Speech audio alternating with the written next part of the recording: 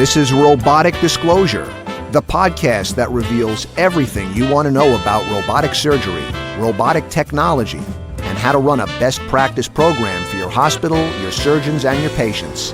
I'm your host, Josh Feldstein. Support for Robotic Disclosure comes from Kava Robotics International, the leader in robotic program consulting, serving hospitals in the U.S. and around the world. Visit kava-robotics.com.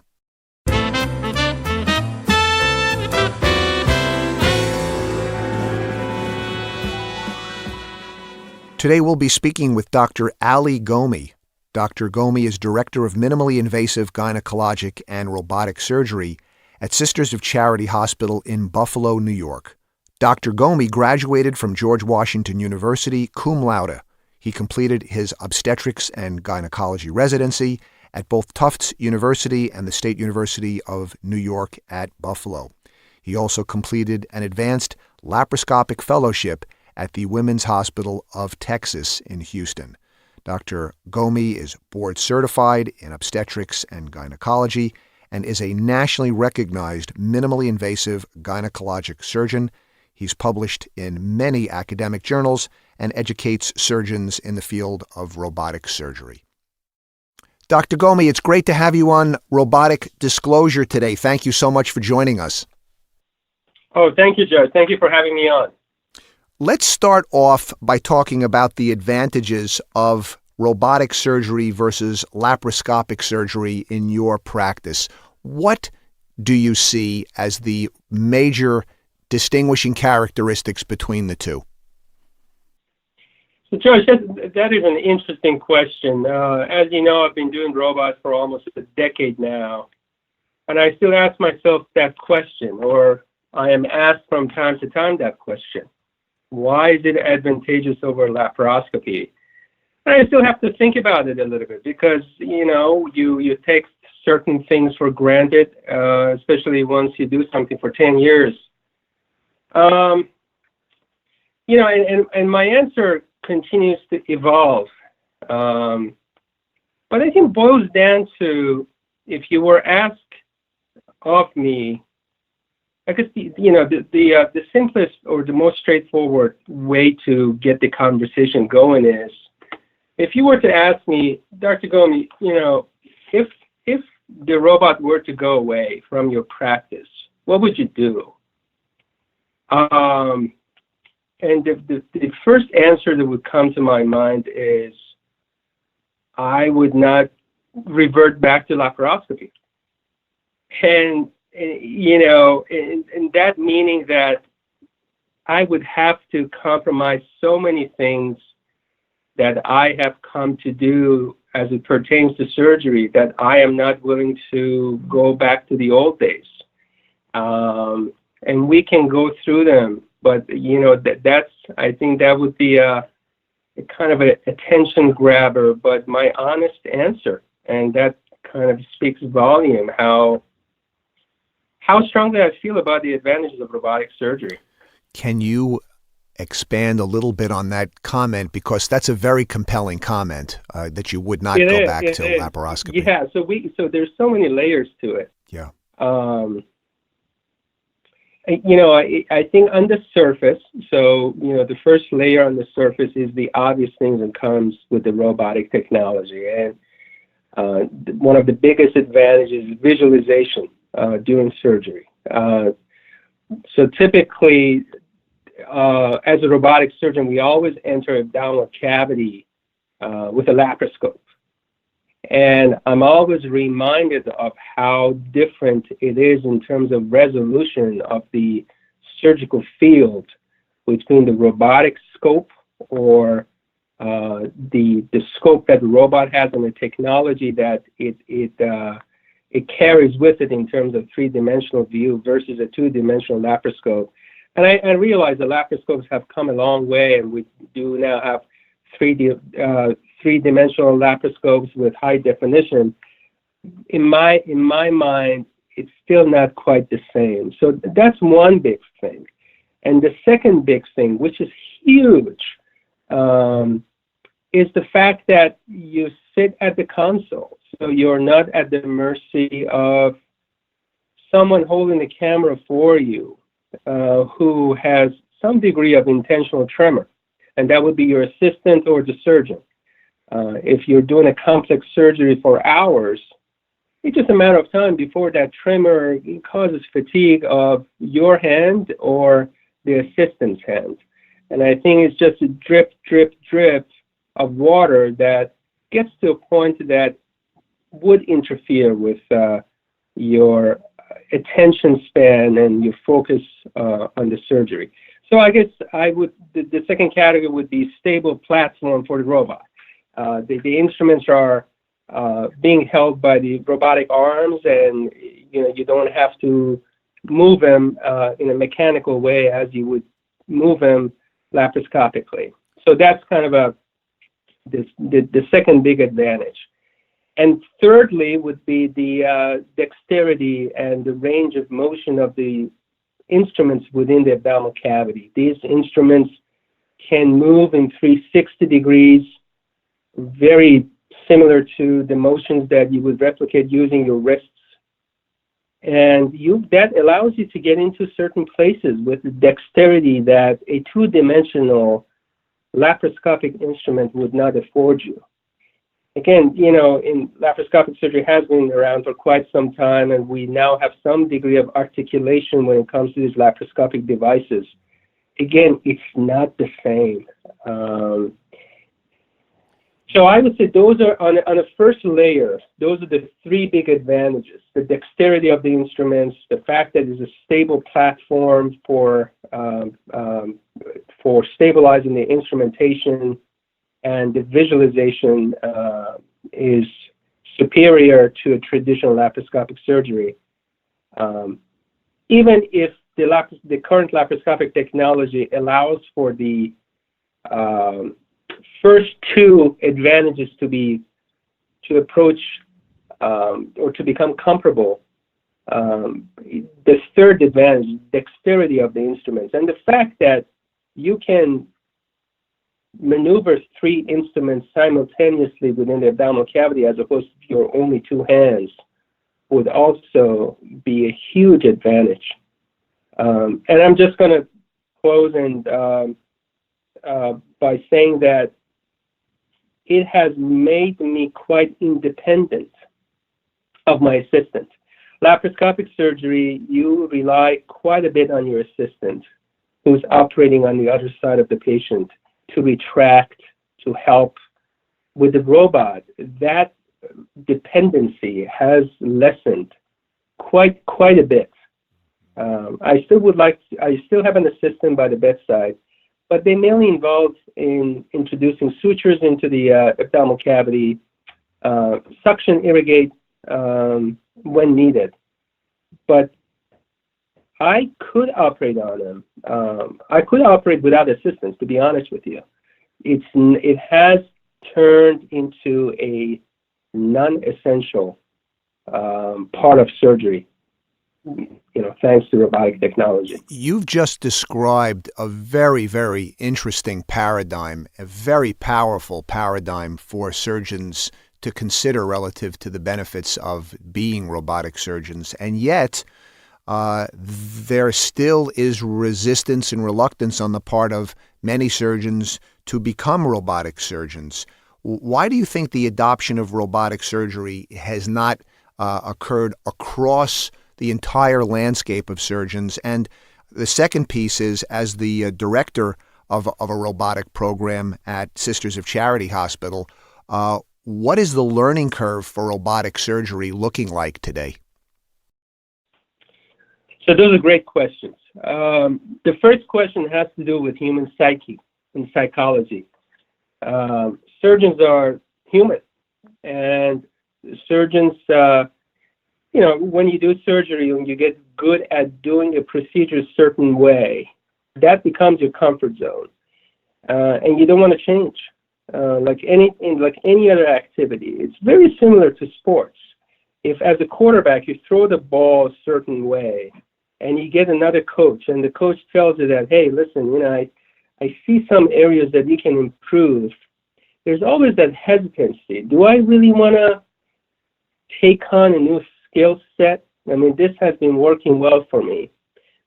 Same goes for if you're doing laparoscopic surgery or open surgery for a couple of decades.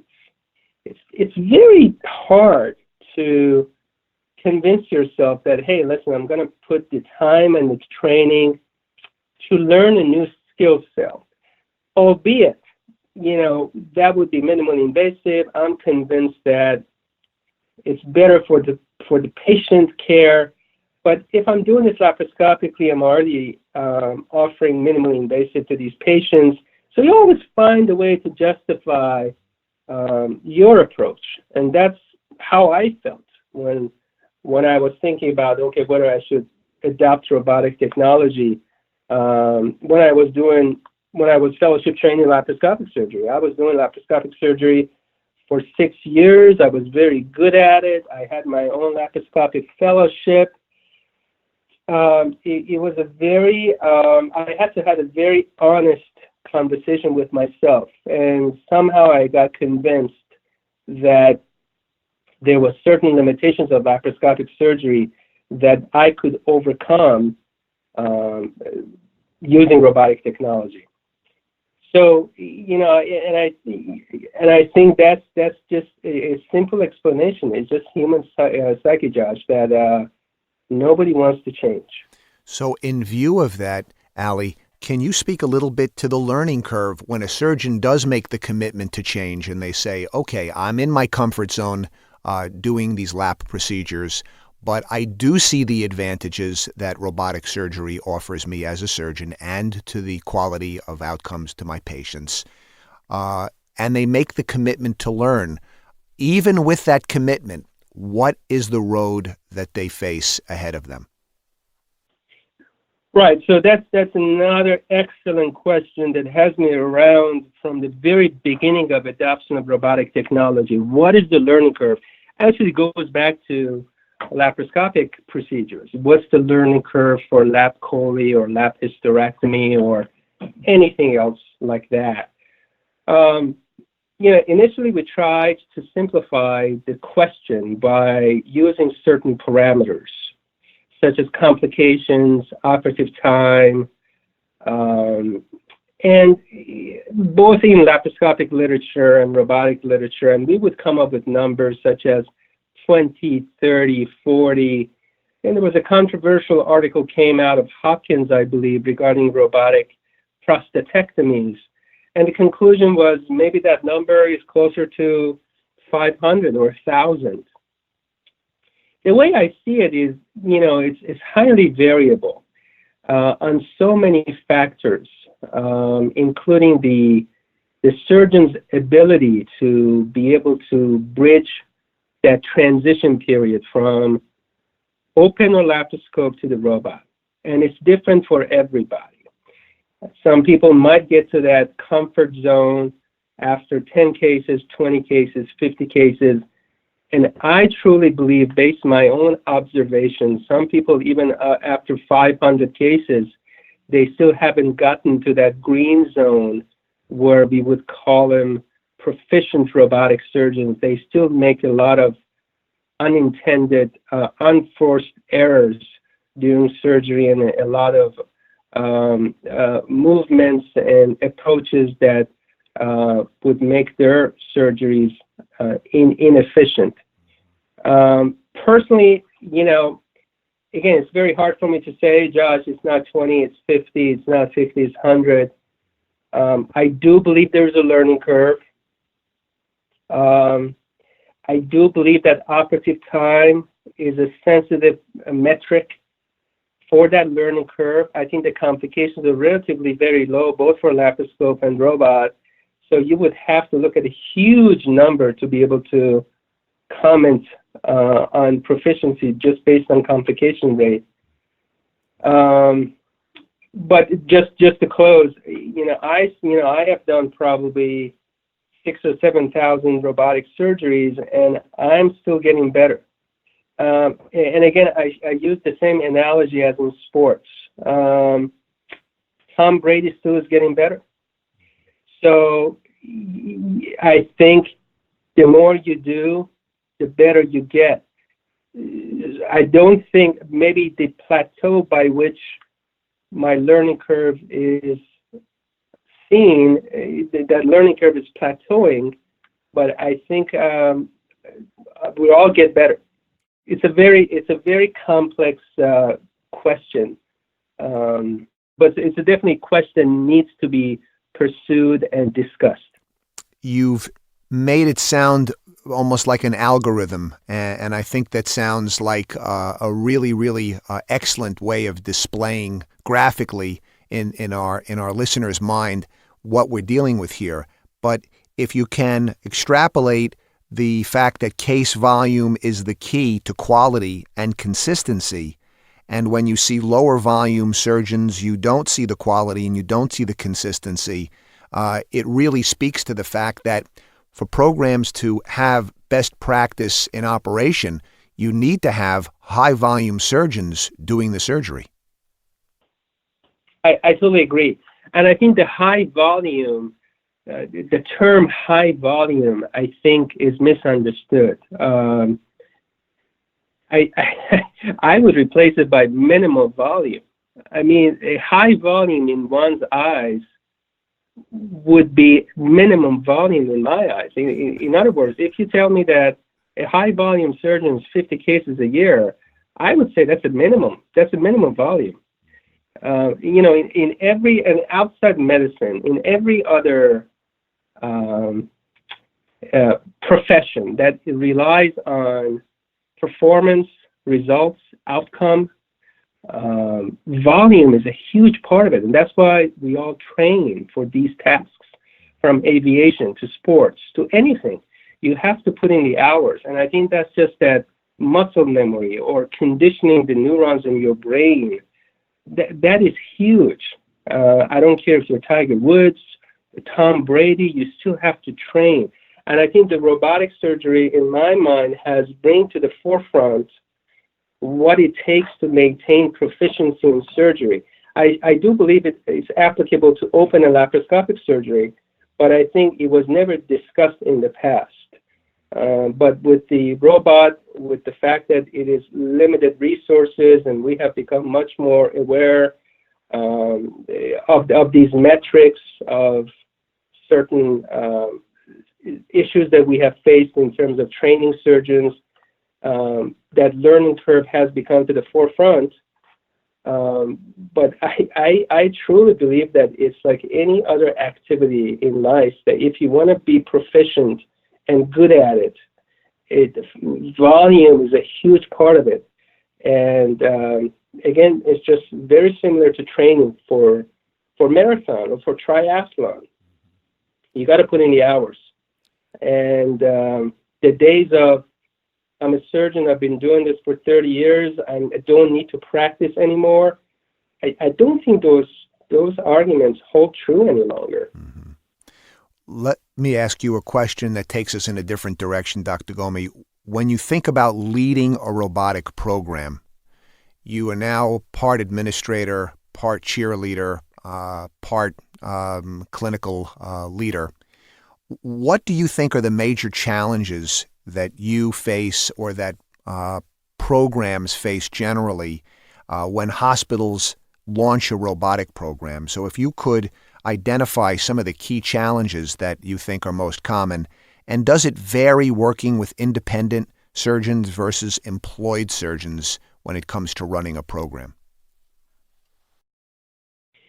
Yeah, I think one of the challenges we're facing is to educate our colleagues to appreciate the concepts that we just spoke of, just to get them to appreciate how important volume is, so they can reach their maximum proficiency, so they can be a better surgeon for their patients. Unfortunately, conceptually, this is such a good thing to discuss, but in reality, sometimes it's hard. If there's a surgeon in the community and they're used to doing a certain volume, and they are being asked that, hey, listen, your performance is not where it's supposed to be based on the metrics that we look at, how can we help you improve? Well, one is simulation, which is great, and the other one is, well, you got to increase your volume, and that may not be a realistic expectation. So those are the dilemmas that we are facing from time to time. The biggest dilemma is how to afford opportunities to make a mediocre surgeon by any definition in terms of robotic metrics to become a better surgeon in terms of performance. All surgeons do great in our system. Their safety profile is great. That is not the issue. The issue is how we can improve their proficiency. Time is of essence. Resources are limited.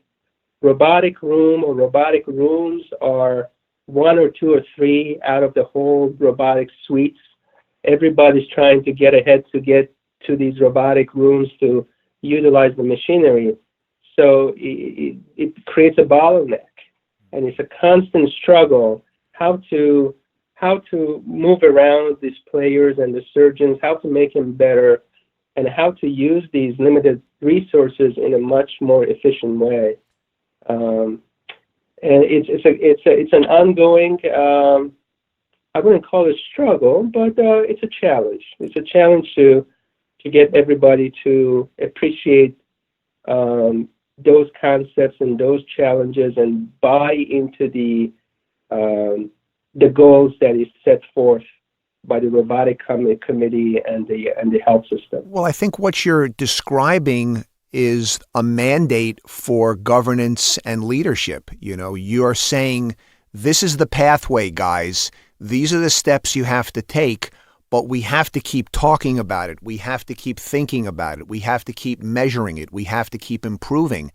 And if you don't have that consistency of governance and that consistency of programmatic leadership, people will wander off and things will just plateau or descend, and you're not going to get an achievement that you've just described. So it really speaks to the importance of having a leadership and a team working together in robotic surgery. One thing we haven't talked about much is the robotic team in the OR. Maybe you could speak a little bit about the role of the crew and how all that fits together.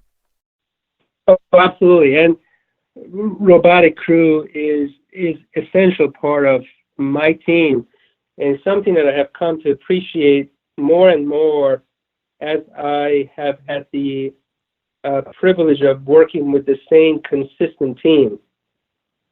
You know, initially, early in my career, I wouldn't have dedicated OR time, dedicated staff, dedicated team, and in recent years, that has not been the case. I've been fortunate enough to be able to work with the same team.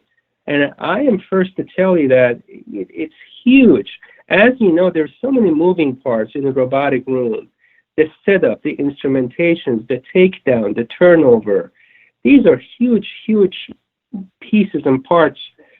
And if there is any proficiency, if there's any unfamiliarity with the protocol, with the procedures, time is wasted.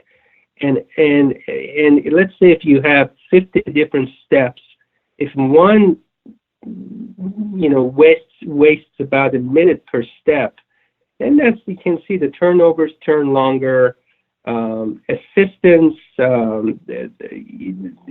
setting up the room, and and the other big part of it, the harmony that gets compromised if the team is not the stable or constant team. And by harmony is the so-called karma.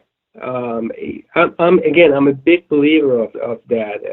When I was younger, I didn't believe in the so-called X factor in the room. But now I have come to appreciate that there is a karma that gets created by knowing that there's a rapport, there's a relationship. Every team member knows what the procedure is all about. They can anticipate the next step. That allows them to focus on what is at hand with much more ease and relaxation.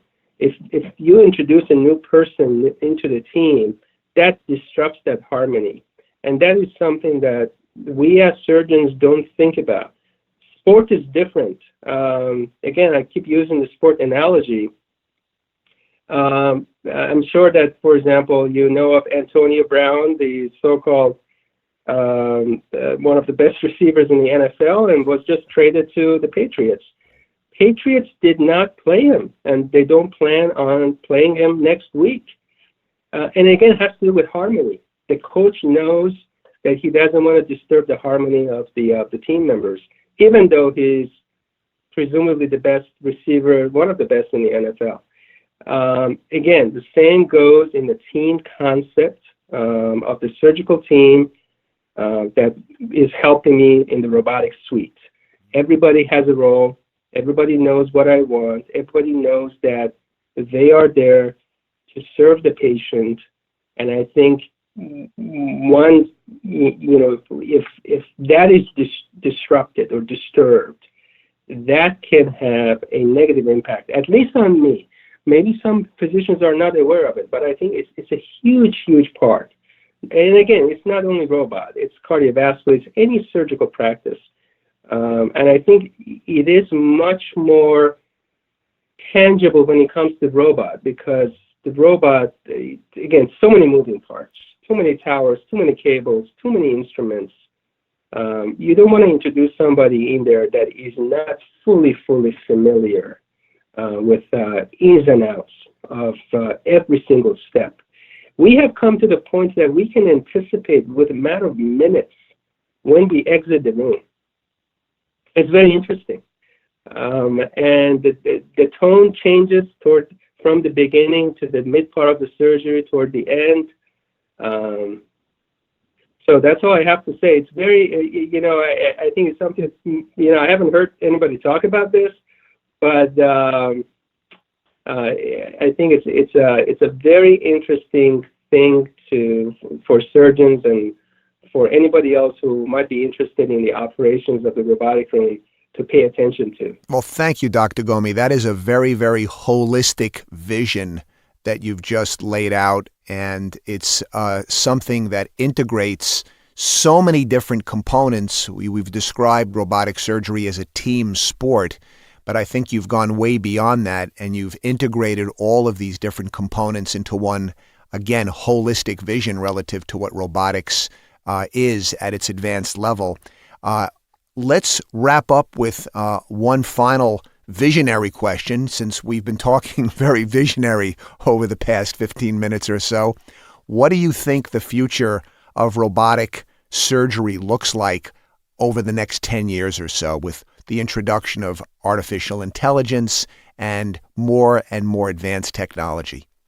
Well, it almost becomes sci-fi. Are we going to get to a point where the robots can perform the surgery? And the short answer is yes. I think it'll take a long, long time before we get to that point. But I think we're going to go through a transition period where, just like aviation, there's an autopilot. The pilot takes off, and the softwares and automation carries the plane, and the pilots take the control during the landing process. The same thing may happen in surgery, but I don't think it might happen anytime soon. I think the big limitation is the cost of these machineries. As long as the cost is relatively steep and every healthcare system has one or two or three, and they have 20 or 30 suites in the OR, I don't see a huge leap forward. But I think when time comes to a point where adoption of technology from a cost standpoint becomes more economical, then I can see a robot in every single room, with or without AI, that would replace the remaining laparoscopic technology. I truly believe that the laparoscopy is an inferior platform. Just because the shakes and the fact that you got to stand and you got to look at a flat screen about 3 feet away, even if some people put visors on, I just don't feel like it's futuristic. So So anything that would lessen the amount of mechanical fatigue on the surgeon, I think would be futuristic and would be advantageous for years to come. Obviously, AI is going to have a big role. And the instruments are going to continue to get better. Technology is going to continue to get better. So it's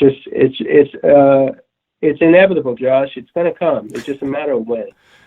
Thank you. Sure. We've been speaking with Dr. Ali Ghomi, the Director of Minimally Invasive Gynecologic and Robotic Surgery at Sisters of Charity Hospital in Buffalo, New York. You've been listening to Robotic Disclosure. Support for Robotic Disclosure comes from Kava Robotics International, the leader in robotic program consulting, serving hospitals in the U.S. and around the world. Visit kava-robotics.com. Robotic Disclosure is produced at Northfire Recording Studios in Amherst, Massachusetts. Theme music by the Verve Jazz Ensemble, verve-jazz.com.